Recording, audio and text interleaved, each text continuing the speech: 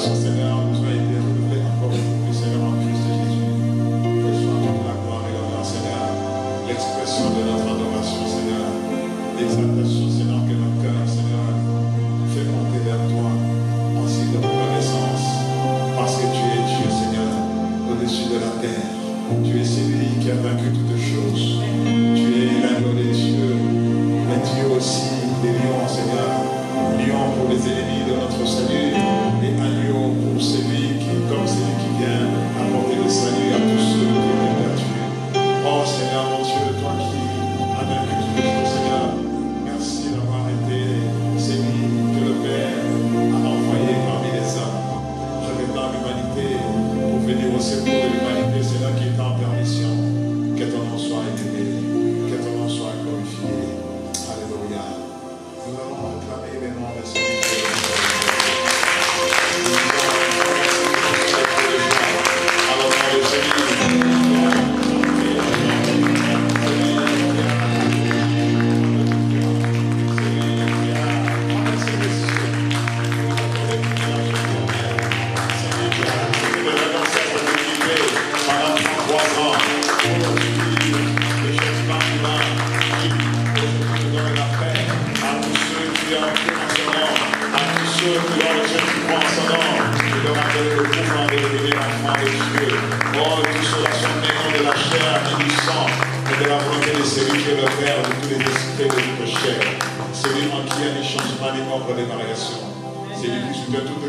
par sa main puissante. Il est Dieu, solidement élevé et établi dans l'éternité. Oh, alléluia, inamovible, Seigneur, mon Dieu, incomparable, le Dieu véritable, le Dieu redoutable, Seigneur. Il n'y en a pas qui soit comparable à toi. Il n'y en a pas un autre qui soit semblable à toi, Seigneur. Il n'y en a pas un autre qui est le sauveur des hommes comme toi tu l'es en Jésus. Que ton nom soit béni, Seigneur. Que ton nom soit élevé, soit magnifié. Alléluia. Alléluia. Merci d'être la merveille que mon cœur adore. Merci d'être la merveille, Seigneur, que nos âmes célèbrent. Merci d'être le Seigneur de nos vies et d'être le sauveur des âmes. Oh Jésus. Alléluia. Merci Seigneur. Alléluia. Merci Jésus.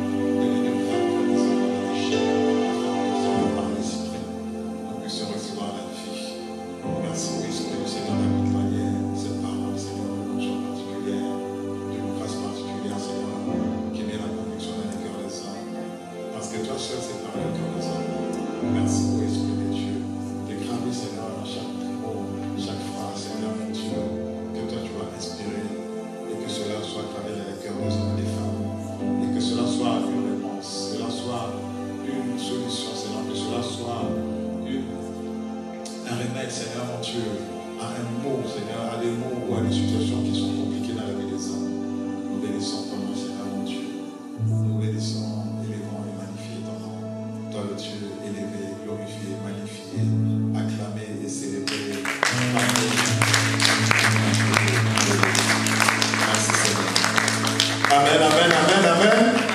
Soyez bénis, est-ce que vous êtes là? Est-ce qu'il y a la vie dans la maison de Dieu? Est-ce qu'il y a de la vie dans la maison de Dieu? Nous sommes dans une maison de vie. Et nous avons, et nous croyons en celui qui se nomme la vie. Alléluia. Parce qu'en lui il y a la vie et la vie en abondance. Une vie qui ne s'arrête pas. Nous l'expérimentons sur terre et nous sommes appelés à continuer à la consommer dans l'éternité. Alléluia. Nous bénissons ton nom, Seigneur. Merci. Amen. Nous prenons place. Et nous sommes dans ce mois où nous parlons du salut, où nous sommes dans un mois d'évangélisation. Nous allons rester toujours dans cette thématique du salut, où nous parlons de Jésus comme étant le sauveur de nos âmes. Et comme je le disais dans un autre culte, que Jésus est souvent présenté de plusieurs façons et nous expérimentons beaucoup de choses de la part de notre Seigneur et nous voyons en Jésus beaucoup d'autres choses que ce qui est essentiel, ce qu'il est venu accomplir en premier et en priorité, ce qui est le salut de nos âmes, ce qui fait de lui le sauveur de nos âmes. Et la Bible nous dit que quand Jésus est venu parmi les hommes, bien que déjà au mois de sa naissance, on le présente comme étant le sauveur. Alléluia. Et donc ce matin, nous allons voir que Jésus est auteur et acteur de ton salut. Jésus, auteur, il t'amène au salut, mais il est aussi acteur de ton salut, parce qu'il y a des choses que le Seigneur fait, il y a des actions que le Seigneur pose, qui sont des éléments qui t'amènent et te conduisent au salut. Et nous avions vu que pour nous amener au salut, pour amener les hommes au salut, le Seigneur, au travers de son esprit, accomplit des œuvres. Et ce salut peut se passer au travers d'une délivrance, au travers d'une guérison, au travers d'une manifestation miraculeuse du Seigneur. La Bible nous dit aussi que l'Esprit du Seigneur qui rend et qui coopère et travaille pour le salut des hommes, et c'est lui qui opère les signes afin que le salut soit effectivement un témoignage, soit quelque chose que nous vivons pleinement de la part de Dieu. Alléluia. Donc ce matin, Jésus, auteur et acteur de ton salut. Et nous allons rapidement revenir sur le nom même de notre Seigneur. Quand nous disons Jésus, nous disons Yeshua, nous disons Josué, qui signifie Dieu sauve, Dieu sauveur. Le nom même, quand nous disons Jésus, des fois nous ne réalisons pas ce que nous déclarons en disant ce nom. C'est pour cela que ce nom est puissant et fort dans le monde des ténèbres. Je regardais et je suivais un témoignage d'un homme qui disait que quand il était dans un autre monde, quelqu'un avait prononcé le nom de Jésus et cela a causé une panique, une débandade et même le diable en personne est tombé par terre. C'est bien vous dire, bien aimé, que derrière ce nom-là, il y a une puissance que nous avons du mal à réaliser. Et j'aimerais dire à quelqu'un que le salut est une manifestation de la puissance de Dieu. Parce que le salut, bien aimé, n'est pas quelque chose de très simple. Le plus grand miracle que Dieu ait accompli dans la vie des hommes, c'est de les amener au salut. Parce que, bien aimé, nous devons savoir une chose, c'est que pour la création, on voit Dieu en train d'accomplir des choses en déclarant les paroles. On voit Dieu assis sur son trône. On imagine Dieu assis sur son trône en train de parler, de proclamer, et les choses se mettent en action, commencent à se manifester. Mais quand il s'agit de venir sauver les hommes, quand le Seigneur met en exécution le plan de la rédemption pour racheter la vie des hommes, le Seigneur quitte son trône. Alléluia. Il quitte sa position élevée et il vient dans un terrain qui était un terrain hostile, un terrain où Satan règne, un terrain où il y a toutes sortes de choses mauvaises pour venir racheter les hommes. Imaginez, bien aimé, que tu sois quelqu'un qui vit dans l'opulence, qui vit dans la bourgeoisie, qui vit dans le prestige, qui vit dans l'abondance, et que pour aller rechercher ou racheter ton enfant ou quelqu'un de ta famille qui est dans une situation difficile, tu es obligé de marcher dans la boue, tu es obligé de prendre des risques pour ta propre vie pour aller le racheter. C'est ce que Dieu a fait. C'est pour cela, bien aimé, nous devons comprendre une chose, que le salut est le plus grand miracle que Dieu ait accompli. Le plus grand miracle, parce que ce miracle-là a engagé Dieu personnellement. Dieu s'est engagé personnellement. Il y a des miracles que Dieu fait en proclamant sa parole, en décrétant, en déclarant des choses. Mais pour le salut des hommes, Dieu n'a pas seulement parlé. Dieu s'est impliqué. Alléluia. C'est pour cela que nous devons comprendre que Jésus n'est pas seulement l'auteur de notre salut, mais il est aussi l'acteur. Il y a des choses qu'il a accomplies. Il y a des choses qu'il a faites qui nous permettent et qui nous ont permis de pouvoir accéder à ce salut. Et donc quand nous parlons du salut, en rapport avec le nom de Jésus qui signifie Yeshua, Dieu sauve, ou l'Éternel est mon salut. Sauver, bien aimé, fait allusion au fait de faire échapper quelqu'un à un danger. Comme nous l'avons vu la dernière fois, c'est quand on parle de salut, forcément en face, il y a un danger. On sauve quelqu'un d'une situation périlleuse, d'une situation dangereuse, d'une situation qui met ou qui peut mettre sa vie en danger. C'est ça la pensée qu'il y a derrière le terme salut. Et donc, le salut, c'est aussi soustraire quelqu'un d'une situation. C'est-à-dire qu'une personne est dans une position, dans une situation difficile, et on vient la soustraire de cette situation. C'est cela le salut. Et donc, derrière toutes ces expressions, toutes ces explications, nous comprenons et nous voyons l'importance et la puissance de ce que Christ a accompli pour le salut. C'est-à-dire que nous sommes sauvés parce que le Seigneur nous fait échapper d'un danger.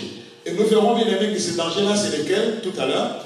Nous sommes sauvés parce que justement, le Seigneur nous a soustraits, nous a fait sortir. Nous étions dans un endroit où nous composons dans une vie qui n'était pas, je dirais, qui n'était pas glorieuse. Le Seigneur est venu nous soustraire de cette vie.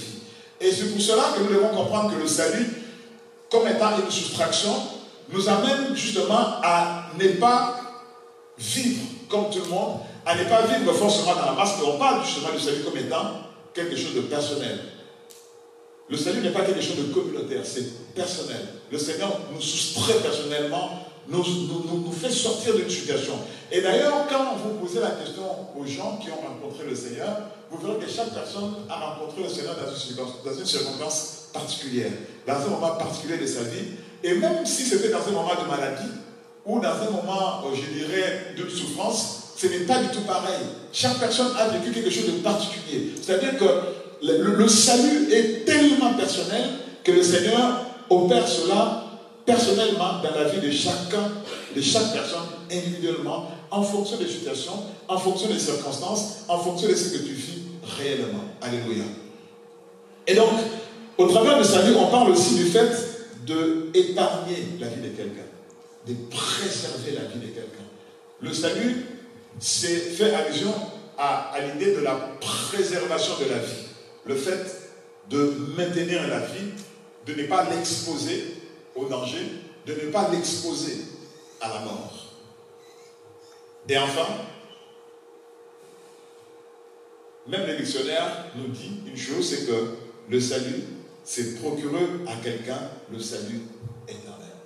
Sauver quelqu'un, c'est lui procurer le salut éternel, assurer son propre salut en Jésus-Christ. Amen. Et donc, Jésus n'est pas seulement auteur, il n'est pas seulement celui qui est venu nous sauver, mais pour nous sauver, il a accompli des choses. Il a réalisé des choses. Et des fois, nous n'avons pas toujours conscience de ce que le Seigneur fait. Et notre vie chrétienne, de foi, elle est bancale, ou elle est monotone, ou elle est, je dirais, sans témoignage puissant, parce que nous ne réalisons pas qu'au-delà de ce que nous pouvons obtenir matériellement, il y a quelque chose que le Seigneur a accompli, que nous ne voyons pas, mais qui est réel, qui est le salut. En tout cas, si du moins tu as réellement reçu le Seigneur Jésus-Christ, et tu en as fait ton sauveur. Pas seulement ton Seigneur, mais ton sauveur. Alléluia. J'aimerais que nous comprenions une chose bien aimée, c'est que le salut est un combat. Je ne sais pas si vous êtes déjà rendu compte. Regardez autour de vous. Combien de personnes vous aimeriez voir suivre Jésus qui ne le font pas? Ce n'est pas parce qu'ils ne veulent pas, forcément, mais parce que le salut est un combat. Et ce combat-là, quand on parle de combat, on parle d'affrontement. On parle de conflit. On parle de deux camps qui s'affrontent. Et donc, on parle de deux camps, donc des ennemis qui sont en guerre pour pouvoir arriver à une victoire. Et donc, le salut est une victoire. Et ce n'est pas, je dirais, le thème que je vais exploiter pleinement ce matin. Ça sera le thème qu'on va utiliser, qu'on va traiter prochainement, parce que là-dedans, nous verrons beaucoup plus en détail en quoi le salut est une victoire contre trois ennemis qui s'opposent au salut des hommes. Et donc je vous dirai, et je vous citerai les trois ennemis du salut de l'homme. Il y a premièrement Satan et ses acolytes. Vous devez savoir, et nous devons savoir une chose, c'est que dans tout ce que Satan fait contre les hommes, le but, c'est de les faire passer à côté du salut. Il va amener la maladie. Il va amener des situations compliquées. Le but, c'est d'amener l'homme à se détourner du salut de Dieu. Je vous donnerai seulement un élément et nous traiterons cela plus en détail quand nous parlerons de vaincre les ennemis de ton salut. Regardez seulement à quel moment Satan est rentré en scène dans la vie des hommes. C'est dès que Dieu leur a dit de ne pas manger le fruit interdit, qui était le fruit qui donnait la vie et la vie éternelle, que Satan est rentré en scène. Autrement dit, dès que Dieu a parlé du salut à l'homme, le diable s'est levé. Le premier ennemi du salut de l'homme, c'est Satan lui-même et ses agents. Et ces agents que nous connaissons, qui sont les satanistes, les occultistes, les magiciens, les sorciers, des hommes et des femmes qui marchent dans la chair, qui deviennent instruments de Satan. Le deuxième ennemi de notre salut, c'est le péché. Le péché ne concerne pas seulement le corps ni la chair. Le péché touche les trois dimensions de l'être humain. Il y a les péchés de l'esprit, il y a les péchés de l'âme, il y a les péchés du cœur. Et donc, beaucoup d'hommes qui sont nés de nouveau, qui sont des chrétiens, soi-disant, j'aime pas trop les termes chrétiens, j'aime plutôt dire enfants de Dieu, pourront éventuellement passer à côté de leur salut, parce qu'en fait, ils auront abandonné les péchés de la chair, sans pour autant traiter et vaincre le péché de l'âme et de l'esprit. Je vous donnerai deux exemples des péchés qui sont des péchés qui ne sont pas liés directement à la chair. Un exemple des péchés de l'âme, l'amertume. Une personne que nous voyons marcher de façon sainte, digne, de façon religieuse même, entre guillemets, peut être remplie d'amertume à l'intérieur. En apparence, on ne voit pas en elle un pécheur ou une pécheresse, mais à l'intérieur, du fait qu'il y a l'amertume, il y a la haine, il y a un péché qui est à l'intérieur, qui est le péché qui se rattache à l'âme. Nous verrons beaucoup plus en détail comment vaincre tous ces péchés-là, parce que nous parlerons de vaincre les ennemis de notre salut. Je vous donne encore un autre exemple des péchés dans le domaine de l'esprit. L'idolâtrie. Le fait de vénérer d'autres dieux que le véritable Dieu. Ce péché-là, ce n'est pas seulement dans le corps, mais il se passe dans l'esprit. Parce que l'adoration que nous offrons à Dieu n'est pas ce que nous faisons par notre corps, mais l'adoration se fait par notre esprit. Le Seigneur dit ceci, que nous adorons en esprit et en vérité.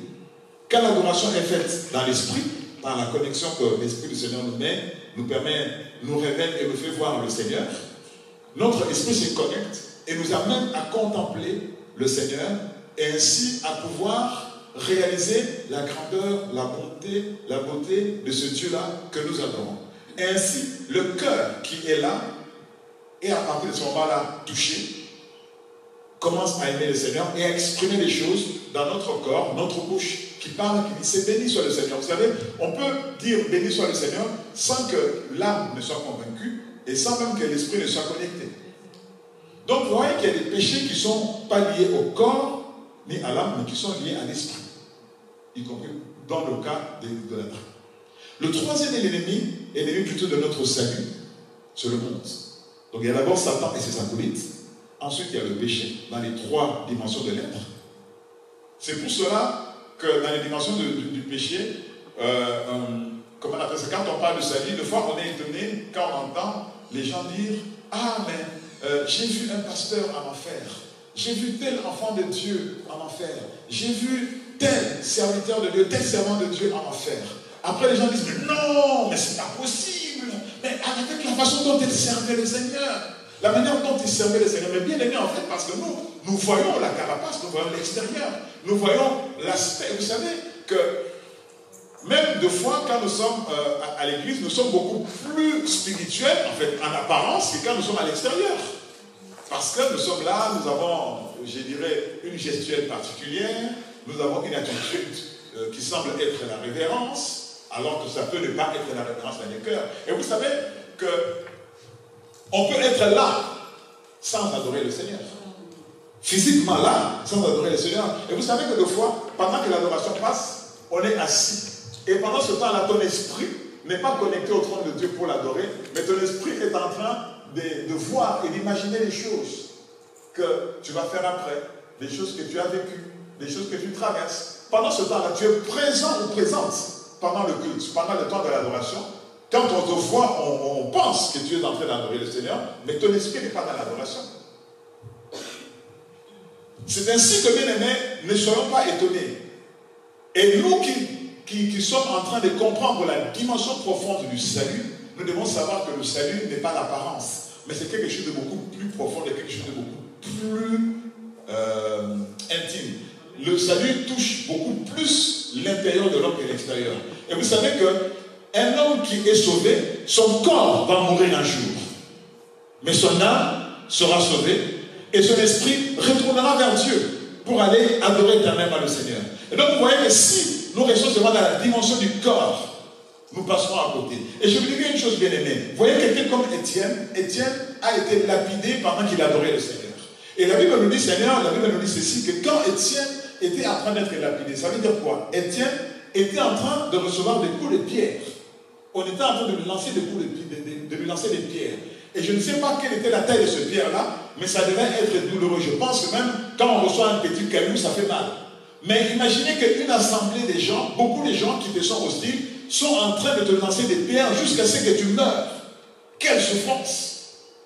Mais la Bible nous dit ceci, pendant que le corps d'Étienne souffrait, son âme et son esprit étaient en train, alléluia, son âme et son esprit ne sont pas rentrés dans le péché. C'est ainsi qu'Étienne a pu garder le salut de son âme.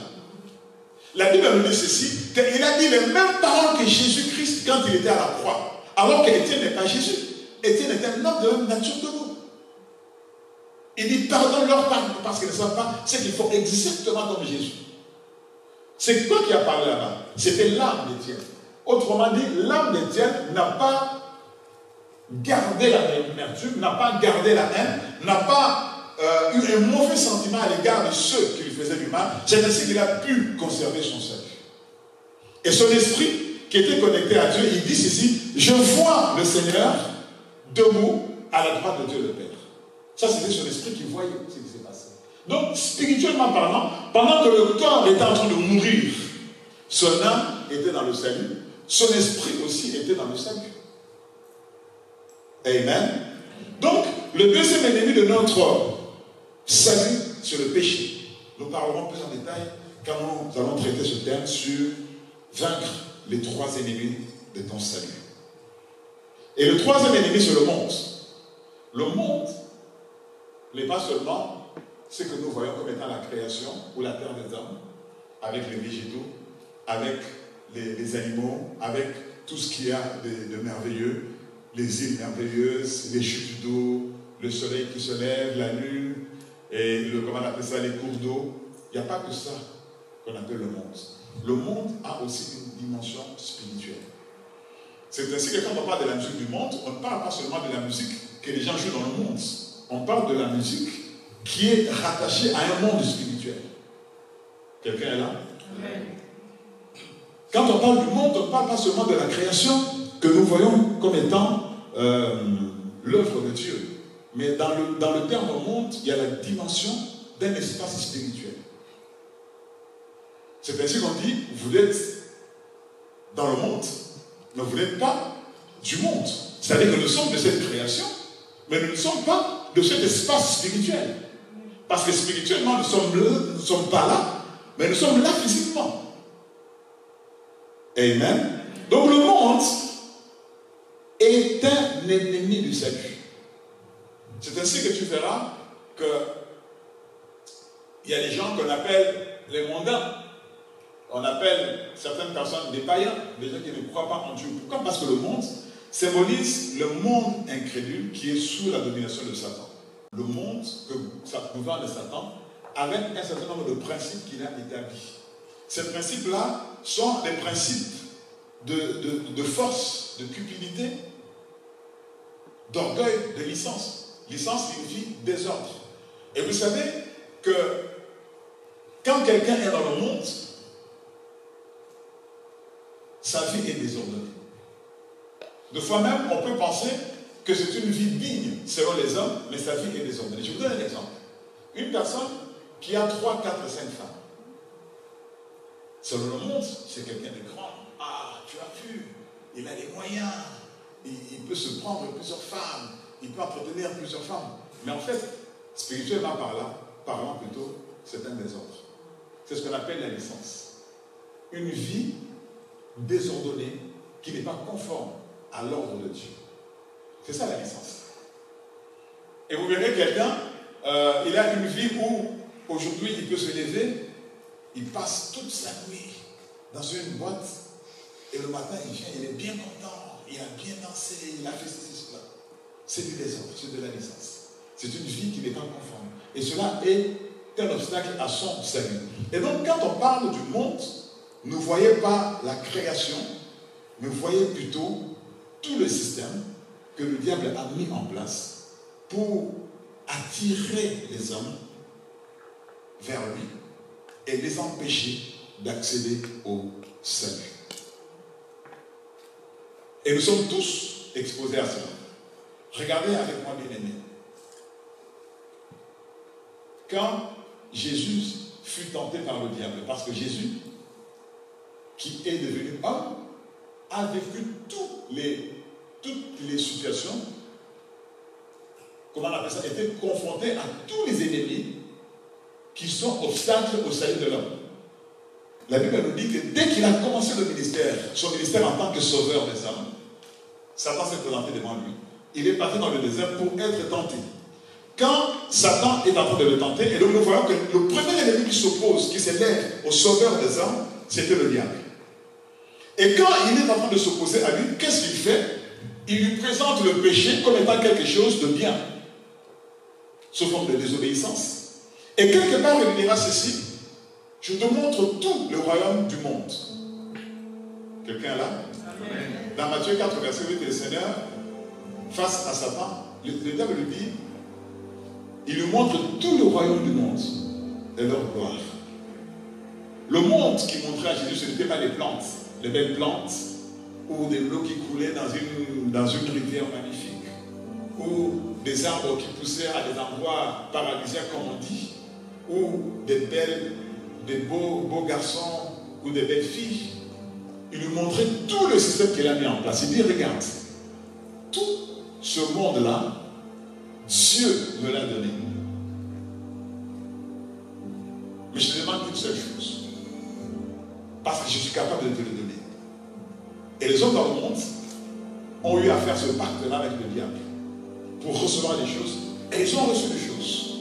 Et ces choses-là les a fait passer, ou les fait passer encore aujourd'hui à côté de leur salut. Il lui dit ceci: péché de l'esprit. Je suis prêt à te donner ces choses à une condition. C'était quoi la condition? Que tu m'adores. Péché de l'esprit. Je ne sais pas si vous suivez le déroulement que je suis en train de faire pour montrer les ennemis de notre salut et pourquoi Jésus, qui est venu comme sauveur, était confronté à ces trois ennemis. Satan d'abord, qui va le tenter. Ensuite, le péché. Satan vient lui présenter le péché comme étant quelque chose qu'il pouvait consommer. Comme il a fait pour Adam et Ève. Le but, c'était quoi? De le détourner du plan du salut. De la même façon qu'il a détourné Adam et Ève du salut que Dieu leur avait réservé, qui symbolise ici la vie éternelle, il est venu se présenter devant Jésus de la même façon. Et toi et moi, bien aimés, tous les jours, nous sommes confrontés à ces trois ennemis qui combattent et qui cherchent à combattre notre salut. C'est pour cela, bien aimé, la Bible nous dit ceci: celui qui va persévérer jusqu'à la fin sauvera son âme. Parce que le salut est un combat. Et parce que c'est un combat, cela exige d'avoir et de remporter la victoire pour pouvoir hériter la vie éternelle. Et ce combat-là, nous sommes tous confrontés à cela tous les jours.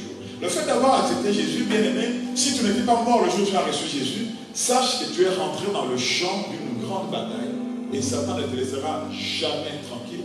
Et ce qu'il veut, ce n'est pas tes bijoux, ce n'est pas ton argent, ce n'est pas tes biens, ce n'est pas tes enfants, mais c'est ton salut, t'empêcher d'hériter le salut. Et pour cela, il amène toutes sortes de situations, toutes sortes d'événements Et ces choses-là, quand cela arrive, le cœur est brisé, touché, la vie de l'homme est secouée.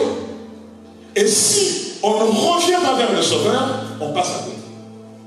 Et finalement, qu'est-ce qui se passe? Comme je disais, que la vie finalement d'un enfant de Dieu, de quelqu'un qui est né de nouveau en Christ, doit être une vie christocentrique, centrée sur la personne de Christ. Quoi qu'il arrive, quoi qu'il en soit.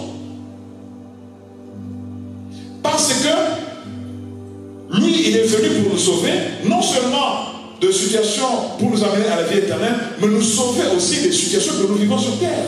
Au travers des situations dans lesquelles il nous sauve, il nous amène et nous prépare au salut. Il nous montre en fait, regarde, si j'ai pu te sauver de cette situation, sache que je suis capable de t'amener aussi là-bas dans l'éternité. Amen. Donc nous allons voir, bien aimé, un exemple d'une ou deux personnes qui ont expérimenté ces choses. Nous allons lire ensemble. Alléluia. Jésus, auteur de notre salut. La Bible nous dit ceci. Nous allons d'abord lire dans Matthieu 1, verset 21, qui nous parle de Jésus comme étant auteur de notre salut, où le Seigneur dit ceci. L'ange disait à Joseph en songe, il dit, Marie enfantera un fils, tu lui donneras le nom de Jésus. Autrement dit, Yeshua. C'est lui qui sauvera ce peuple de ses péchés. Autrement dit, c'est lui qui sera auteur, la source du salut. Et Pierre, parlant à la suite d'une guérison miraculeuse qu'ils avaient opérée, c'est-à-dire dans Actes chapitre 4, qui est la suite de ce qui s'est passé au chapitre 3 des Actes des Apôtres. Qu'est-ce qui s'est passé? C'est que au chapitre 3 des Actes des Apôtres, à partir du premier verset, la Bible nous parle de Pierre et Jean qui allaient au temple pour aller prier. Et ils ont vu quelqu'un devant la porte qui était malade, depuis longtemps, qui demandait le monde. Et ce jour-là, Pierre et Jean, qui avaient déjà goûté à la grâce du salut, qui savaient qui était Jésus et comment Jésus était capable de sauver la vie des hommes, ils regardent cet homme-là, au lieu de lui donner une solution terrestre, quelque chose qui l'aurait maintenu dans la dépendance des hommes, qui l'aurait gardé dans une vie qui ne glorifiait pas Dieu. La Bible nous dit que Pierre lui dira, regarde-nous, regarde-nous bien, regarde bien, regarde bien. En nous, il y a quelque chose d'autre que cette vie terrestre. Et la Bible nous dit que quand cet homme les a regardés, s'attendant à recevoir de quelque chose, Pierre dira, je n'ai ni or ni argent, mais ce que j'ai, je te le donne. Au nom de Jésus, lève-toi et marche. Alléluia. Autrement dit, Jésus te sauve de la situation dans laquelle tu es. Tu sors de cette situation-là pour après entrer dans une nouvelle vie que Christ te présente. Alléluia. Et donc, le chapitre 4 est la suite de cette histoire. Parce qu'il s'est passé une chose. Quand ils ont accompli ces miracles, beaucoup d'éléments se sont passés jusqu'à ce qu'ils se soient retrouvés en prison. Et à un moment donné, ils comparaissent devant un tribunal pour expliquer pourquoi ils ont guéri cet homme-là au nom de Jésus. Et Pierre commence à expliquer. Et il arrive au verset 12 dans Acte 4 en disant ceci, parce que cet homme-là qui avait été guéri était une personne qui avait plus de 40 ans. Et remarquez qu'il était malade depuis son enfance. Il était boiteux depuis sa naissance. Il était infirme depuis sa naissance. Et donc c'est seulement après 40 ans de galère et de souffrance que le Seigneur vient le sauver d'une situation de maladie pour l'amener au salut. Et donc maintenant, les gens sont étonnés et posent la question. C'est pourquoi je vous disais que le Seigneur, pour nous amener au salut, il y a des actions qu'il pose. Il y a des actes qu'il pose. Il y a des situations par lesquelles tu es passé où le Seigneur a manifesté sa main puissante. Le but n'était pas simplement de te guérir. Le but n'était pas simplement de te sortir d'une situation financière difficile. Le but du Seigneur, derrière toutes les actions, tous les actes qu'il pose miraculeusement, c'est d'ouvrir nos yeux sur son identité de sauveur. Si le Seigneur est capable de nous sauver des situations de ce monde, il te dit aussi qu'il est capable de nous sauver des situations qui vont t'amener à l'éternité. C'est-à-dire que même si les choses se passent dans ce monde-là, tu n'es pas obligé de te soumettre à ce monde au point de passer à côté du salut de ton âme. Voyez les cas d'Étienne, souffrant sur cette terre, mais il a évité la vie éternelle parce qu'il a lutté pour que son âme garde le salut et que son esprit continue à être connecté à Dieu et à expérimenter le salut du Seigneur. Dans Actes 4:12, il dit, il y a du salut à aucun autre, car il y a sur le ciel aucun autre nom qui ait été donné parmi les hommes par lesquels nous devrions être sauvés. Pierre alors dit ceci, vous pouvez chercher où vous voulez, vous pouvez aller voir des grands hommes, vous pouvez consulter des grands médecins, vous pouvez aller voir des personnes fortunées, ayant des grands moyens. Mais je vous dis une chose, le salut ne vient pas d'ailleurs. Le salut est rattaché à une personne. Et cette personne apporte un nom puissant, un nom glorieux, un nom que Dieu lui-même lui a donné, et il se nomme Jésus. Tu as raté l'occasion de dire un grand amen. Je pense que tu as raté l'occasion de dire un grand amen. Seigneur, tu es le sauveur de mon âme. Et donc, voyons un exemple d'une personne. Nous allons dans Luc au chapitre 8, à partir du verset 43. Il s'agit d'une femme qui a souffert pendant 12 ans. Cette femme que nous connaissons tous comme étant la femme dont l'histoire est rattachée à une perte de sang depuis 12 ans, a expérimenté quelque chose de grand. Au travers de ce qu'elle a vécu, le Seigneur l'a sauvée non seulement d'une situation terrestre, mais d'une situation qui l'a amenée dans la vie éternelle, parce qu'il a reçu le salut à la suite de sa guérison. Nous lisons dans Luc au chapitre 8, ensemble. Regardez avec moi ce qui se passe. Luc au chapitre 4, à partir du verset 43, nous dit ceci, nous lisons ensemble, elle dit, or, il y avait une femme atteinte d'une perte de sang depuis 12 ans, c'est-à-dire 12 ans qu'elle était malade, 12 ans qu'elle était dans la souffrance, 12 ans qu'elle était en train de mourir à petit feu, parce qu'une maladie de sang est une maladie qui touche directement à la vie de quelqu'un. Il y avait 12 ans et qui avait dépensé tout son argent, tout son bien pour les médecins, sans qu'il ait pu la guérir. Elle s'approcha par derrière et toucha le bord du vêtement de Jésus.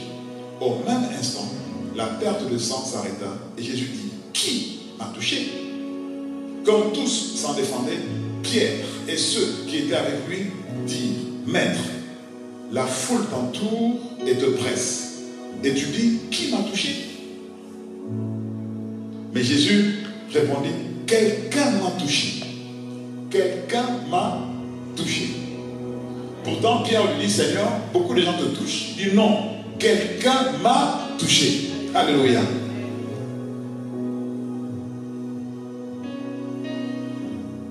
Il dit, pourquoi j'ai dit cela? Parce que car j'ai connu qu'une force est sortie de moi. Verset 47, la femme, se voyant découverte, vint toute tremblante, s'est jetée à ses pieds et déclara devant tout le peuple pourquoi elle l'avait touché et comment elle avait été guérie à l'instant. Jésus lui dit, ma fille, ta foi t'a sauvée, va en paix. Alléluia. Est-ce que tu peux acclamer la parole du Seigneur?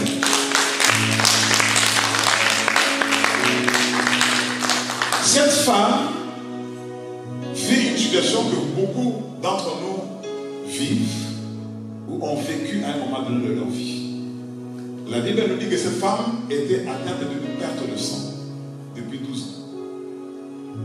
Et l'image symbolique que je vois au travers de cela, on parle de la perte de sang. Et quand on parle du sang, on parle de la vie de quelqu'un. Et quand on parle de la vie, cela a un lien direct avec le salut. Parce que le salut, c'est la vie. Pas seulement une vie terrestre, mais une vie éternelle. Autrement dit, cette femme-là était touchée dans ce qui devait être le salut de son âme. Elle perdait du sang. Nous savons que la Bible nous dit, le Seigneur nous dit ceci, je crois dans Lévitique 19 verset, on se dit, la vie de la chair est dans le sang.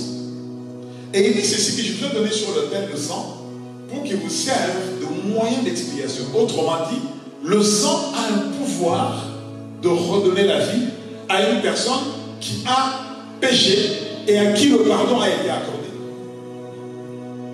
Or, nous savons tous que la maladie a pour origine le péché de l'homme. Et donc, il y a des maladies pour lesquelles la guérison ne peut venir que si on a reçu le pardon de Dieu. Il y a certaines maladies bien aimées pour lesquelles on n'a même pas besoin de prier pour ta guérison. Simplement, si tu implores la grâce et la miséricorde de Dieu et que le pardon de Dieu vient dans ta vie, subitement, tu peux expérimenter une guérison miraculeuse instantanée, sans même qu'un homme de Dieu te touche, sans même que l'onction de Dieu te touche, sans même qu'on ait à prier pour toi. Et c'est l'exemple de cette femme. La Bible nous dit ceci, depuis 12 ans, elle avait une perte de sang. C'est-à-dire que pendant 12 ans, sa vie était petit à petit en train de dépérir. Petit à petit, pendant 12 ans, elle était dans une mort que j'appelle une mort latente. Comme disent dans certains pays, la personne est déjà morte depuis longtemps, mais en fait, on voit seulement son corps déambuler dans les rues. Mais en réalité, en elle, il y avait la mort déjà. Et bien aimé, il y a des choses, des fois, dans la vie qui, sans le savoir, nous tuent à petit feu, à l'intérieur, sans que nous le sachions. Et ces choses-là sont des choses que le Seigneur lui-même veut traiter pour nous amener au salut. Il y a des fois des situations que nous vivons depuis l'enfance, qui a duré, qui a traîné. Comme pour cette femme-là, cela a touché directement à sa vie. Il y a certainement des choses, bien aimées, dans ta vie, qui se sont passées, qui sont devenues un obstacle à ton salut. Parce que cela a touché à l'essence même de la vie. C'est-à-dire que la manière dont toi tu vois la vie a été bouleversée au travers de cet événement. Cet homme qui perdait du sang était en train de perdre sa vie. Elle voyait sa vie en train de dépérir. Elle n'était pas simplement malade physiquement, mais aussi dans son âme, elle était malade, et aussi dans son esprit, elle était malade. Parce que pendant tout ce temps-là, comment elle a fait pour pouvoir chercher des solutions? La Bible nous dit ceci. Cette femme était quelqu'un qui avait certainement des moyens parce qu'elle a pu se payer les services des grands médecins. Et la personne qui nous rend ce témoignage est un médecin, Luc. C'est pour cela que ce témoignage est encore beaucoup plus poignant, parce que cela est rendu par quelqu'un qui connaît la médecine, quelqu'un qui a la connaissance scientifique, quelqu'un qui sait que médicalement on peut faire ceci, on peut faire cela, que la médecine peut faire telle chose, et là, la médecine touche à ses limites. Et donc, maintenant, quand il rend ce témoignage par rapport à la guérison que la femme a obtenue, il ne parle pas de la dimension médicale. On a même l'impression, et je pense que même certains, beaucoup d'entre nous, n'ont jamais réalisé que cet évangile-là avait été écrit par un médecin. Et donc, ici, quand on entend et on voit la description, on n'imagine pas que c'est quelqu'un, un scientifique, qui est en train d'écrire cela. Mais il parle de la dimension spirituelle. Il va même plus loin, et c'est le seul parmi les 4 évangélistes qui donnera cette précision en disant ceci. Alléluia. Regardez avec moi. La Bible nous dit ceci au verset 40. La suite du verset 43, il dit: il avait dépensé tout son bien pour enrichir les médecins. Et c'est un médecin qui parle. Autrement dit, ce médecin-là reconnaissait que l'argent n'était pas une solution pour apporter la guérison dans la vie de quelqu'un, forcément. Autrement, ce médecin disait que finalement, le fait d'avoir l'argent n'est pas forcément une solution pour arriver à obtenir une guérison, même si on a les moyens. Sinon, si c'était le cas, je crois qu'il y a des maladies qui n'auraient jamais touché les riches.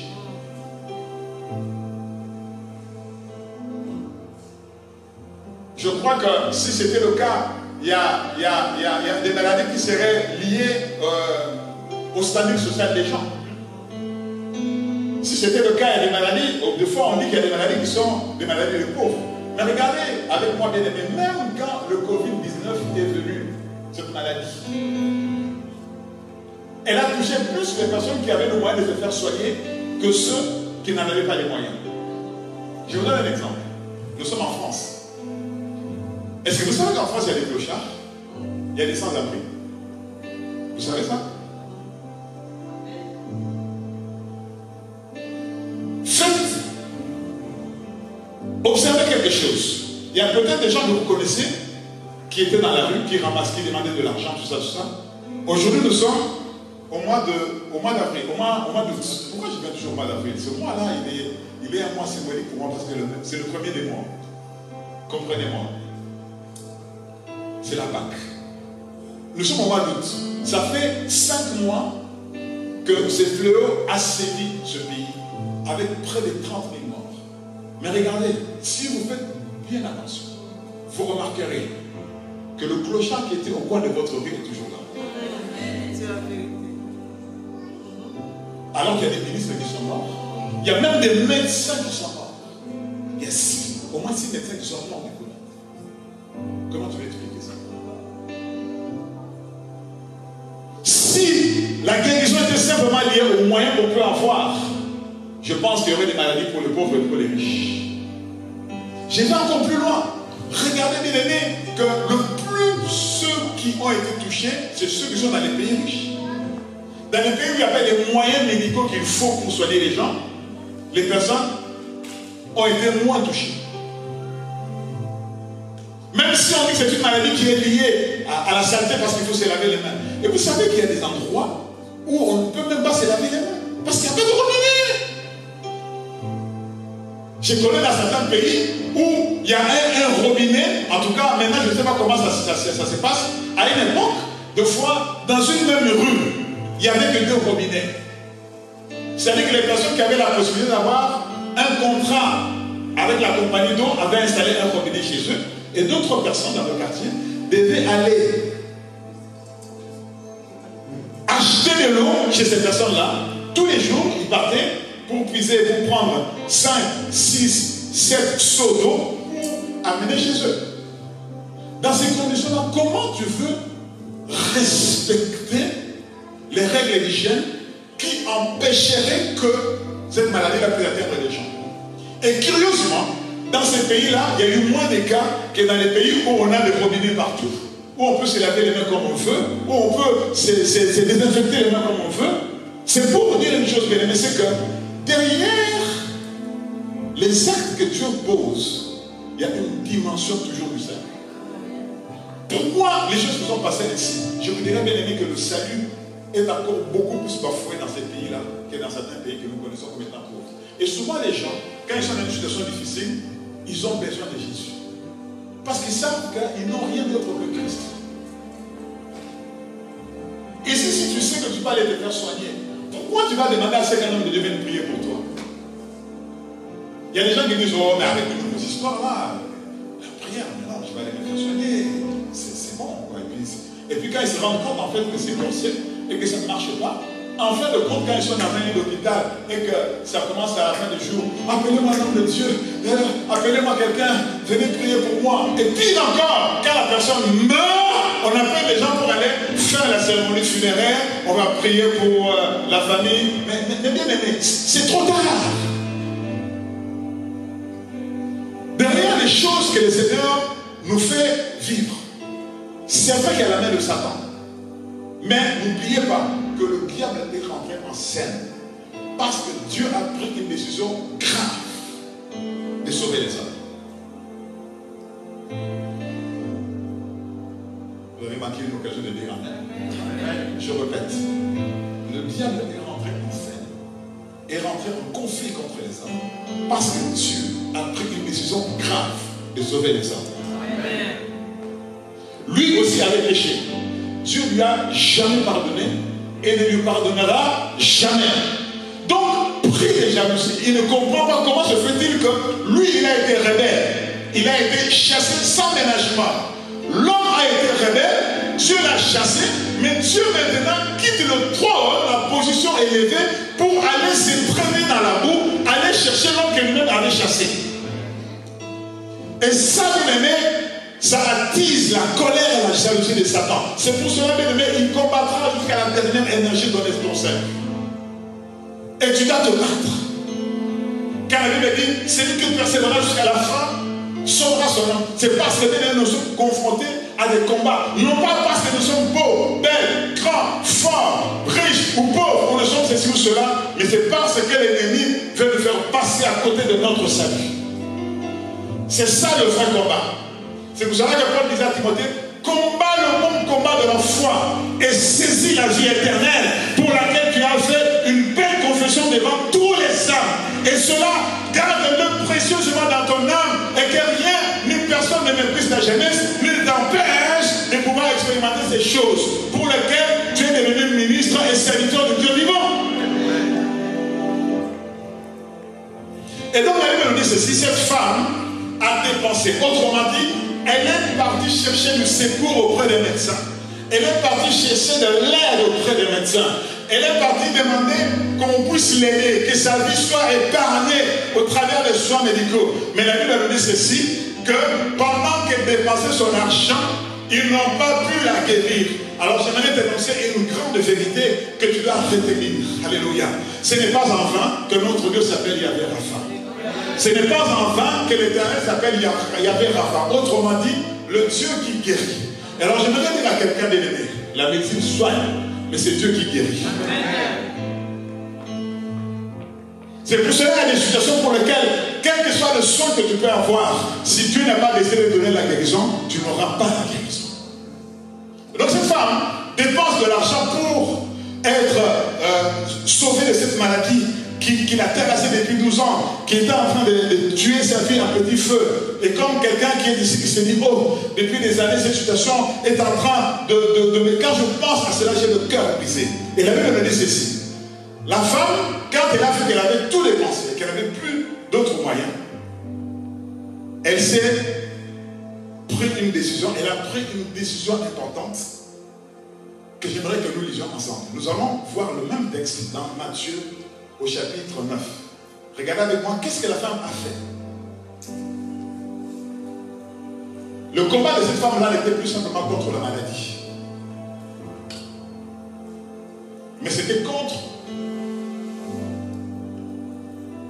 la foi qu'elle pouvait avoir d'avoir encore la guérison. Vous savez qu'il y avait des situations de fois, quand ça a tellement duré, le combat ce n'est plus contre la situation, mais le combat c'est contre la capacité que tu peux avoir de continuer à croire et d'espérer que ça va changer et qu'il y aura une solution. Des fois, le combat il change de nature et nous oublions le véritable combat et nous rentrons dans le combat que le diable nous présente comme étant le combat que nous devons mener. Alléluia.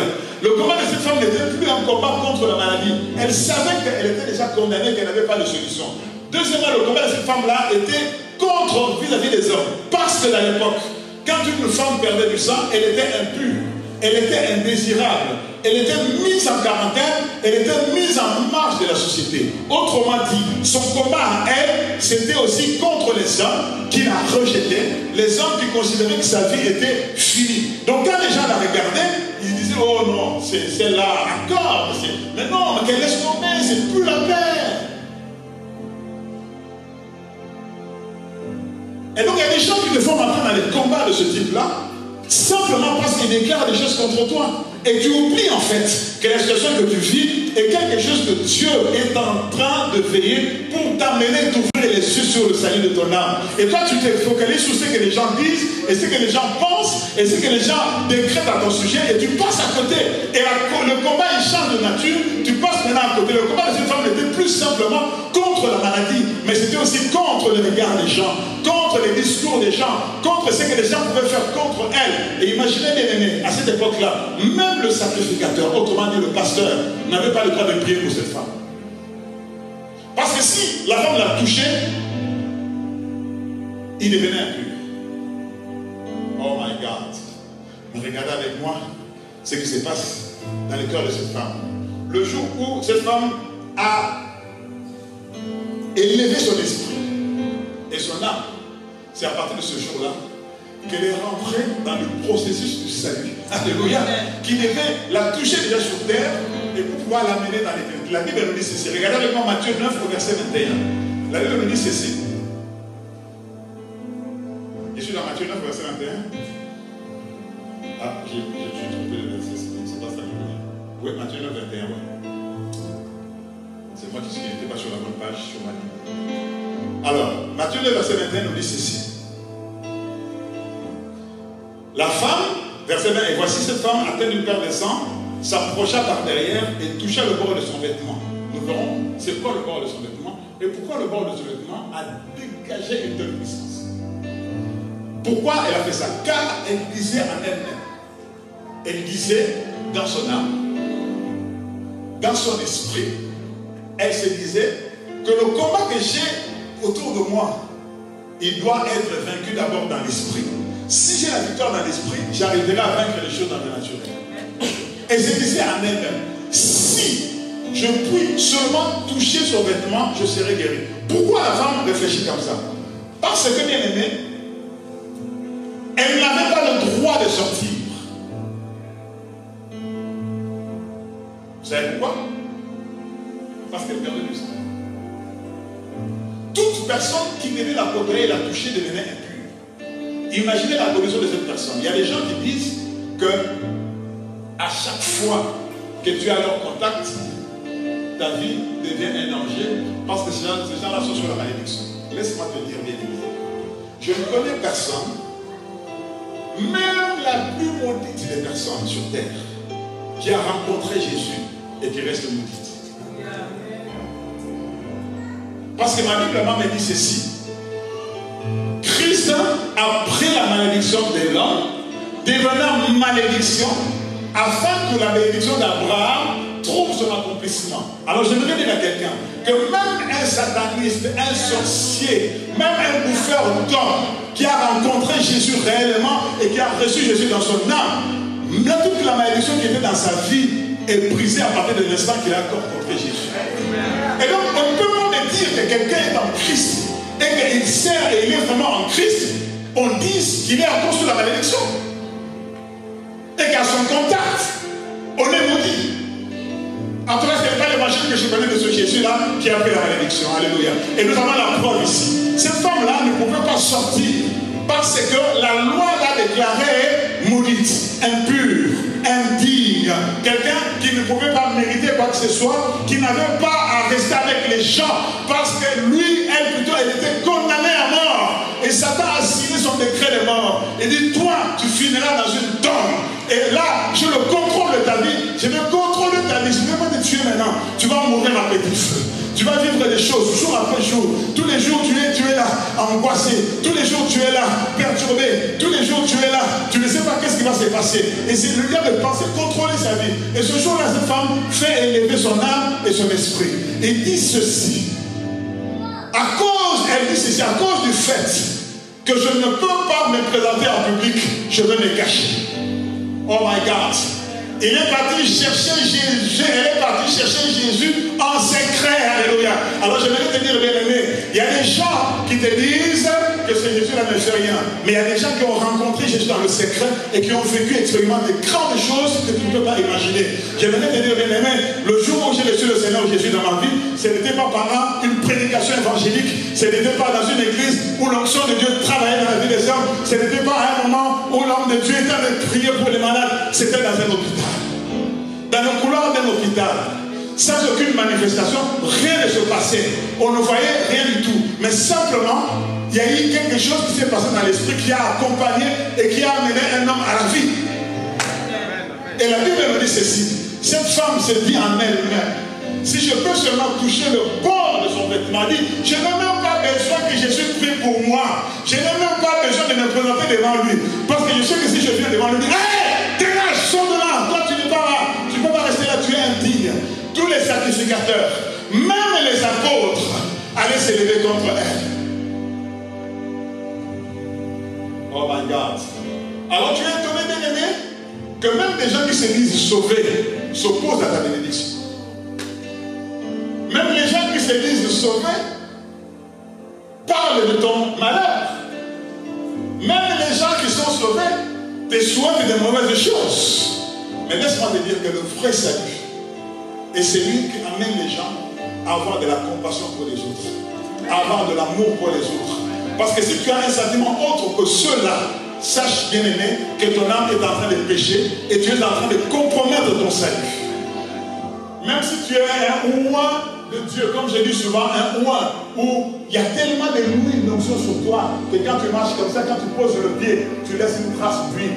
Quand tu marches, tes vêtements font couler de l'huile. Quand tu baisses ta tête, l'huile tombe de ta tête comme l'huile sur la barbe de Aaron. Quand tu parles, l'huile sort de ta bouche et trouve des étincelles dans l'air et dégage le feu. Même si tu es cet homme-là, tu passeras à côté de ton salut.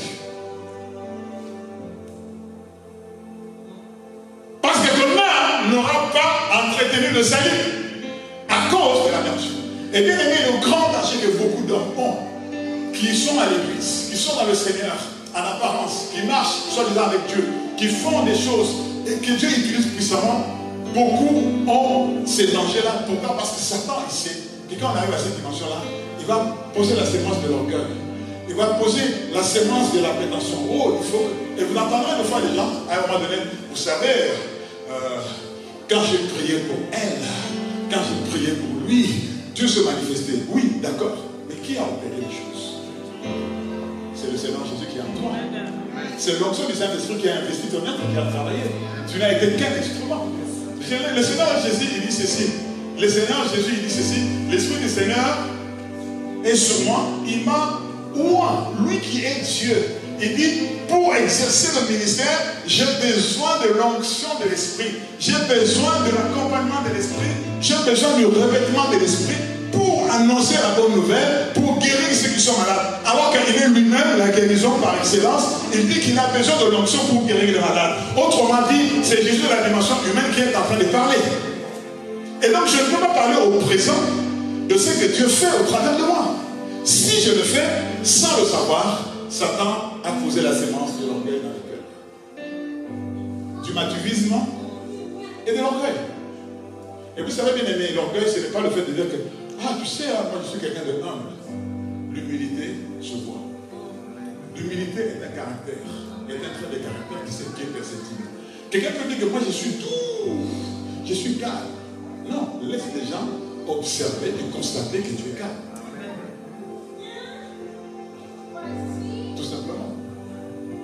Ça ne se décrète pas, ça se voit, ça se vit. Parce que c'est toi qui es comme ça, c'est ta nature. Et vous savez, la nature de l'homme, comme la Bible, comme les hommes disent, chasser le naturel, il revient au galop. C'est-à-dire que le naturel de l'homme, on ne peut pas le chasser, on ne peut pas l'annuler comme ça. C'est pour cela, quand ton naturel est maintenant devenu spirituel, tu ne peux que refléter les fruits de l'esprit. Tu n'as pas besoin de dire, je suis quelqu'un de très patient, mais tu sais, mais je suis patient, mais ma patience a des limites. Ok, d'accord, tu nous as dit que tu n'es pas patient. Quand tu dis que ma patience a des limites, ça veut dire que tu dis que tu es patient, mais en réalité, tu n'es pas patient. Si la patience a des limites, c'est que tu n'es pas patient. Et la Bible dit ceci, cette femme-là disant en elle-même, si je puis seulement toucher le bord de ce vêtement, je serai guéri. Pourquoi elle va toucher le bord de ce vêtement? Laissez-moi vous dire, bien aimé, la personne qui était là, cette femme avait une révélation que beaucoup d'autres n'avaient pas. Je ne sais pas si elle était juive, mais je pense que oui. Parce qu'elle avait une révélation, elle est rentrée dans une dimension de révélation qui l'a amenée au salut que personne d'autre n'a eu. Cette femme-là est partie toucher le bord de la tunique de Jésus. Laissez-moi vous dire une chose et vous montrer une chose. Lisons ensemble dans Exode 28, verset 33. Qu'est-ce que Dieu dit à propos de la tunique du sacrificateur? Le sacrificateur est cette personne qui avait la charge de prier pour les gens en Israël, qui avait la charge de présenter à Dieu les péchés des hommes. Lui avait été celui qui était l'intermédiaire entre Dieu et les hommes. Donc pour que les hommes soient sauvés, pour que les péchés des hommes soient expiés, il fallait passer par les sacrificateurs. Autrement dit, si tu étais en contact avec les sacrificateurs, tu es foutu. Alléluia. Et à cette époque-là, il y avait des sacrificateurs.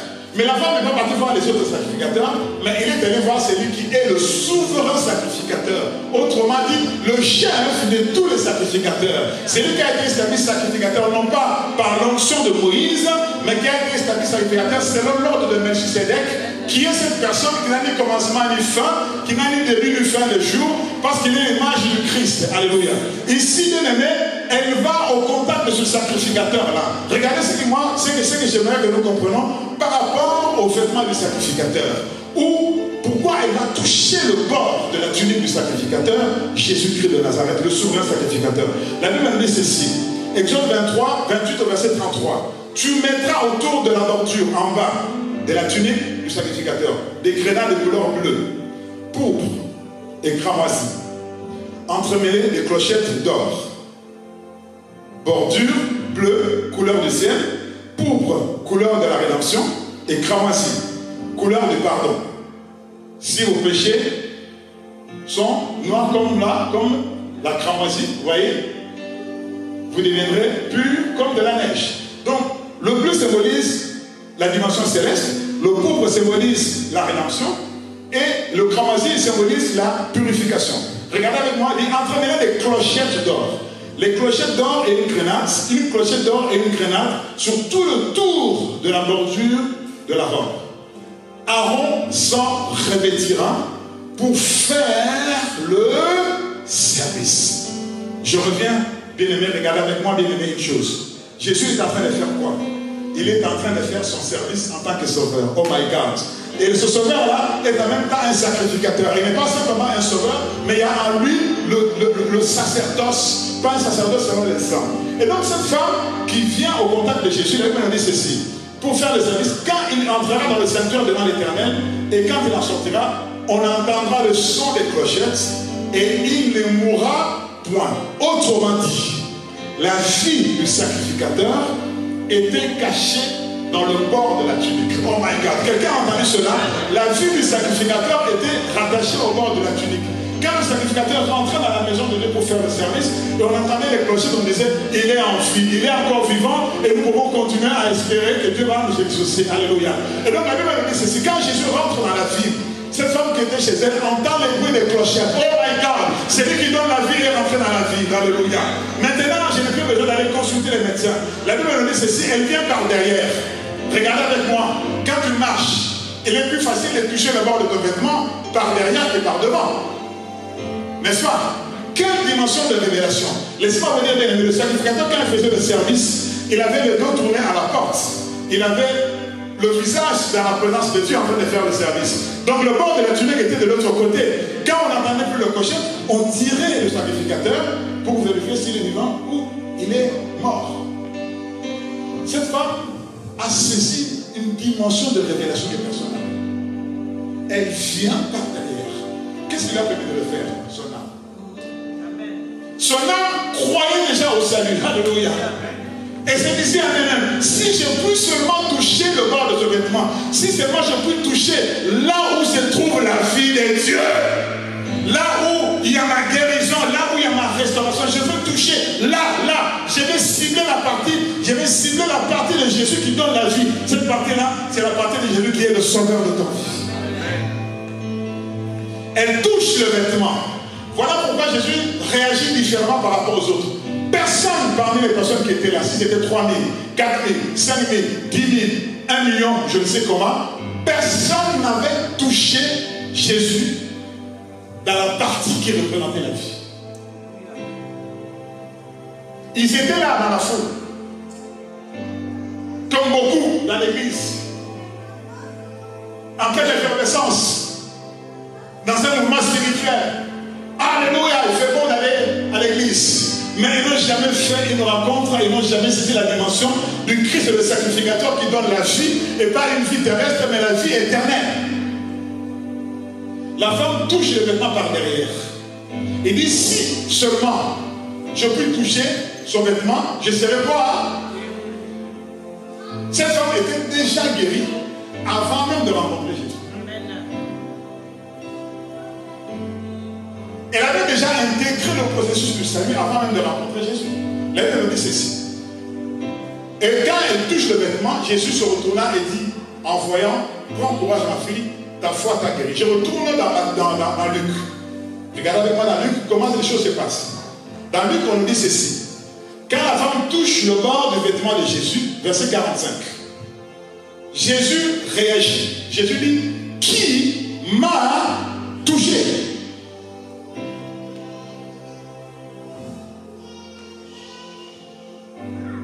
Qui m'a touché? J'aimerais dire à quelqu'un d'aimer, tu peux être 30 ans dans l'église sans avoir pu toucher Jésus,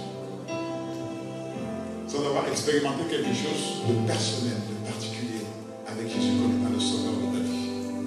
Beaucoup bien-aimés sont venus dans le Seigneur à la suite d'une maladie. Mais laisse-moi te dire, bien-aimé, que la maladie était un prétexte divin. Moi j'appelle cela des prétextes divins. Dieu a beaucoup de prétextes. Dieu a et le maître du temps et des circonstances. Pourquoi? Parce qu'en fait, il y a des temps que Dieu crée, il y a des circonstances que Dieu crée pour attirer les gens à lui pour leur salut. Et donc il y a des choses que nous vivons que nous expérimentons dans nos vies, nous pensons en fait que la solution c'est régler ce problème-là, mais derrière cette solution-là, il y a la solution de Dieu que j'appelle la solution finale qui nous amène au salut. La Bible nous dit ceci. Quand cette femme-là touche la tunique de Jésus, Jésus s'arrête.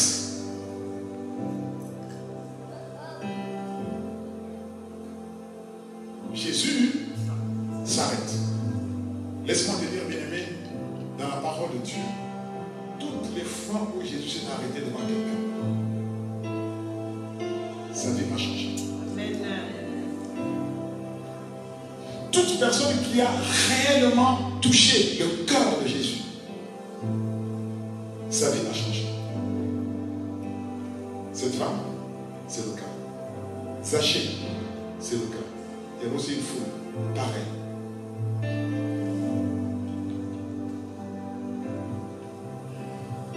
Et nous devons donner ceci, que Jésus s'arrête. Et qui m'a touché? Tout le monde s'en défendait. Tout le monde s'en défendait. Regardez-moi le scandale qu'il y a ici. Jésus, c'est lui qui sauve les gens. C'est lui qui est la solution incarnée parmi les hommes. Tous ces hommes-là qui sont autour de lui sont en train de chercher des solutions dans leur vie. Jésus s'arrête, pose la question. Qui m'a touché? Au lieu que les gens disent Seigneur, Seigneur, voici l'occasion. Les gens commencent à se défendre. Non, ce n'est pas moi. Non, ce n'est pas moi. Non, ce n'est pas moi. Moi, je suis simplement venu chercher une femme dans l'église. Hein, c'est tout. Hein. C'est tout. Ça ne m'intéresse pas. Moi, je suis simplement venu chercher ma guérison. Non, moi, ça ne m'intéresse pas. Moi, je suis simplement venu écouter la parole de Dieu. Non, ça ne m'intéresse pas de faire le service. Moi, j'étais simplement venu parce que j'avais des besoins. Et maintenant, toutes ces choses-là, ça ne m'intéresse pas. La Bible me dit ceci, Jésus s'arrête. Quand Jésus s'arrête, bien aimé, laissez-moi vous dire, c'est l'occasion de pouvoir lui parler. La Bible nous dit ceci, que tous s'en défendaient. Pourquoi? Parce qu'ils ne réalisaient pas qu'ils avaient en face d'eux le Sauveur. C'est lui qui avait la capacité de les sauver de toutes les situations qu'ils avaient, quelle que soit la situation. Aujourd'hui, il y a des gens qui trouvent des prétextes. Quand on lui parle de Jésus, quand il veut parler de Jésus, il dit, oh, les gens vont dire, à Sotard, lui, il est périmé, il est déphasé, il vit hors du temps. Non, lui, non. Et donc, ça fait que les gens, au lieu de rester devant le Seigneur, ils se défendent, ils se trouvent des faux fouillants, comme on dit, des excuses, des explications disant, non, moi, tu sais, moi, je vais seulement à l'église, hein, mais bon, là, ce soir-là, ça ne me concerne pas. Mais non, bien-aimé, ne te défends pas de Jésus. Ne te défends pas de ce Jésus-là. Puis le fait parce que tu ne sais pas qu'il est le sauveur de ta vie et qu'il est capable de te sauver de toutes les situations, quelles qu'elles soient, même celles qui ont duré depuis ton enfance. Tu as subi des choses de la part de tes parents. Seul Jésus peut te sauver de cela. Parce qu'à lui, on dit qu'il est le père des orphelins. Il est celui qui donne une maison à une femme stérile. La Bible nous dit ceci. Élisabeth, quand elle a rencontré le Seigneur, elle dit, béni soit le Seigneur de ce qu'elle a honoré sa servante. Oh, Marie, même la mère de Jésus dira, toutes les nations me diront, bienheureuse, parce que j'ai été visitée par le Seigneur. Mais ici, Jésus s'arrête. Les gens se disent, non, oh, mais c'est pas moi. Hein. Les gens sont en train de fuir. Alléluia. Mais cette femme qui était cachée, ce jour-là, Jésus l'expose devant tout le monde. Pourquoi? Parce qu'il a fait ce que personne d'autre ne fait. J'aimerais te dire, bien aimé, le salut que tu as reçu en Jésus, si tu te bats pour cela, les gens un jour diront, ah, il était vraiment de Dieu. Lui, il était vraiment de Dieu. Elle était vraiment de Dieu. Mais regarde, il faut que cette situation, elle a tenu bon. Non, elle avait vraiment cru au Seigneur Jésus-Christ. Et là, il dit ceci, Jésus ne bouge pas. Il dit, je veux savoir qui m'a touché. Autrement dit, les gens pensaient que Jésus allait les condamner. Mais ils ont oublié que Dieu n'a pas donné son Fils dans le monde pour juger le monde, mais pour que le monde soit sauvé par lui. Ça, c'est la suite du verset de Jean 3,16. Dieu a tant aimé le monde qu'il a donné son Fils unique afin que quiconque croit en lui ne périsse point, mais qu'il ait la vie éternelle. 17. Dieu, en effet, n'a pas envoyé son Fils dans le monde pour juger le monde, mais pour que le monde soit sauvé par lui. Et donc ces gens n'ont pas intégré la dimension du Sauveur. Et maintenant, ils échappent. Ils pensaient à des hommes ou des femmes de Dieu. Quand tu as fait quelque chose, ils disent, viens ici. Toi, je te suspends. À partir de maintenant, tu ne touches plus au micro. Ils sont là en train d'avoir peur. Et la Bible me dit ceci, même Pierre vient. Pierre dit, mais Seigneur, mais tu exagères, Jésus. Mais c'est quoi cette histoire? Tous les gens te touchent et puis tu dis qui t'a touché. Apôtre, où est Dieu? Appelé par Jésus. Il n'a pas été loin par le pasteur Ponzi, mais il a été loin par Jésus lui-même. Mais il ne reconnaît pas que ce jour-là, Jésus veut sauver la vie de quelqu'un. Oh my God. Oh my God. Oh my God. Bien-aimé, il y en a marre de tout le temps parler de la bénédiction simplement en oubliant l'essentiel. Le salut, bien-aimé, Jésus est avant tout le sauveur de ta vie. Il te sauve de toutes les situations. Zacharie disait ceci, le sacrificateur, le père de Jean-Baptiste. Béni soit le Seigneur qui nous a visités, qui nous a envoyé un puissant sauveur, qui nous sauve de nos ennemis et de tous ceux qui nous haïssent. Amen. Il avait compris cela. Et la Bible dit ceci. Comme tous s'en défendaient, Pierre et ceux qui étaient avec lui dirent, Maître, la foule d'entour était presse. Comment dis-tu qu'il m'a touché? Mais Jésus répondit, quelqu'un m'a touché. J'insiste. Il y a ici quelqu'un qui a fait une rencontre avec Jésus. Il y a ici quelqu'un qui veut rencontrer Jésus. Il y a ici quelqu'un dont la vie va changer aujourd'hui. Jésus dit, je ne bouge pas tant que la personne ne se manifeste pas. Il y a ici quelqu'un qui veut voir la gloire de Dieu dans sa vie. Jésus dit, Pierre, assez de sermons évangéliques, assez de prédications d'apôtres et d'apostoliques. Je vais te dire ici, quelqu'un m'a touché. Quelqu'un a posé un acte de foi pour lequel je dois répondre. Quelqu'un a fait quelque chose pour lequel je dois résoudre. Quelqu'un a ici une situation que je dois régler maintenant même. Quelqu'un est ici dans une détresse que je dois vaincre aujourd'hui. Amen. Jésus le sauveur de ta vie. Alléluia. Et la Bible dit ceci. En ce moment-là, alléluia. La femme, verset 46, la femme se voyant découverte, vint toute tremblante, s'est jetée à ses pieds. Alléluia. Vint toute tremblante. Regardez bien moi, ce qui se passe ici. Elle a touché un sacrificateur. Quand elle touche un sacrificateur, le sacrificateur devait normalement être disqualifié. N'est-ce pas? Parce qu'il devient impur. Mais laissez-moi vous dire, la Bible nous dit que la femme, elle touche Jésus, la tunique de Jésus, une force sort.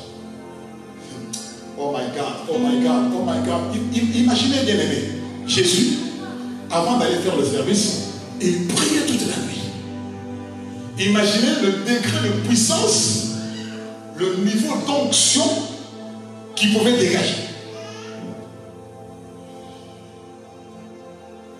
Et ce niveau de puissance et d'onction n'a guéri personne ce jour-là. Sauf une femme. Pas n'importe laquelle. Une combative. Une femme de foi. Une femme qui, dans son âme, a pris une décision. Une femme qui, dans son esprit, disait déjà, je n'ai même pas besoin que Jésus me touche. Mais moi, je veux le toucher.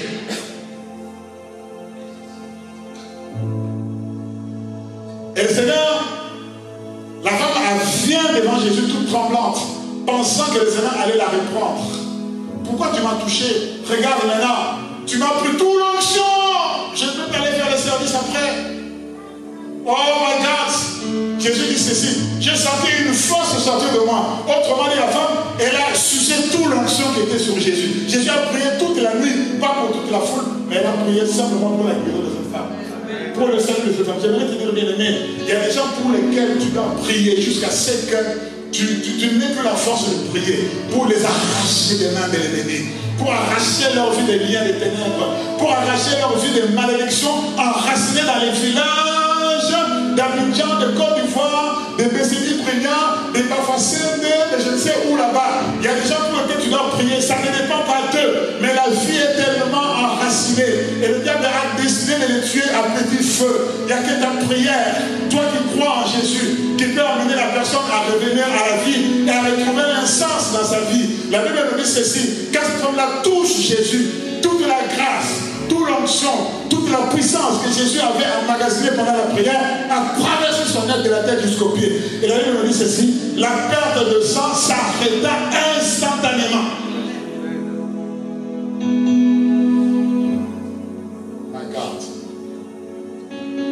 My God. Regardez ce que la femme dit. La Bible dit ceci. Elle déclara devant tout le peuple. Qu'est-ce qu'elle fait? Elle fait une confession publique. Si tu crois dans ton cœur, ça ne suffit pas. Mais si tu confesses de ta bouche, tu parviens au salut. Oh my God. Si tu crois dans ton cœur, c'est déjà bien. Tu es déjà dans un pas de salut. Mais si tu confesses dans ta bouche, tu parviens au salut. Jésus ne doit pas être seulement dans le cœur de ton cœur, mais il doit être témoigné, il doit être proclamé. Tu dois dire qui tu es en Christ. Tu dois en permanence proclamer le salut que Jésus t'a donné. Quel que soit le temps et les circonstances. Elle déclara tout ce qu'elle avait vécu dans son cœur. La Bible nous dit ceci. Alléluia. La Bible nous dit ceci. Jésus lui dit, ma fille, ta foi t'a sauvée. Cette femme-là était déjà guérie. Elle pouvait quitter l'église. Elle pouvait se cacher dans la foule. De toutes les façons, Jésus est déjà guéri. Hein? Même si je ne me présente pas, ça fait quoi? Jésus insiste. Parce que la guérison était un prétexte divin pour l'amener au salut. Alors j'aimerais dire à quelqu'un, il y a une situation que tu vis est un prétexte de Dieu pour t'amener au salut. Dieu a suscité, a provoqué une situation dans la vie de Saül pour l'amener à la royauté. Il a fait disparaître les années de son père. Il y a des choses que tu as perdues dans la vie, il y a des choses que tu n'arrives plus à avoir dans ta vie qui sont des prétextes de Dieu parce que la trompette de Dieu sonne dans ta vie. Dieu t'a appelé plusieurs fois au salut, tu n'as pas entendu. C'est pour cela qu'il y a des situations qui l'occasionnent, qui le créent. Il veut que tu déclares, tu confesses, que tu le dises tout haut que Jésus est le sauveur de ta vie. Merci Seigneur. Et ce matin, bien aimé, j'aimerais que nous prions. Il y a ici quelqu'un qui vit des situations depuis des années. Tu as l'impression que ta vie est en train d'être dessinée à petit feu. Chaque jour qui passe, c'est un événement. C'est comme cette femme qui avait la perte de sang depuis 12 ans. Mais elle a touché la tunique de celui qui a la vie. Elle a touché la partie de la tunique du Seigneur où il y avait la vie du sacrificateur. La Bible me dit que la vie de la chair est dans le sang. Comme sa vie était menacée parce qu'elle perdait du sang, la vie de Dieu est rentrée en elle. Tu as peut-être, bien aimé, dans ta vie une maladie de sang. On t'a déclaré que tu ne seras jamais guéri de cela. Mais je te présente le sauveur de la vie des hommes. Le sauveur de la femme de la perte de sang. Maintenant, ma bien-aimée, nous allons nous lever pour prier, invoquer ce Dieu, qui est le Dieu de ton salut. Alléluia. Si tu es là et tu veux faire cette confession publique, cette déclaration,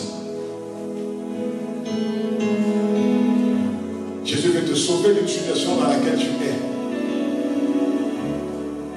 Ça ne sera pas simplement la guérison que tu vas recevoir, mais la foi qui t'amènera à confesser t'amènera au salut éternel. Jésus veut te sauver d'une situation pour laquelle tu t'es battu depuis des années et tu n'as même plus la force. Viens comme cette femme avec une main maladive, tremblante, toucher la tunique du Seigneur.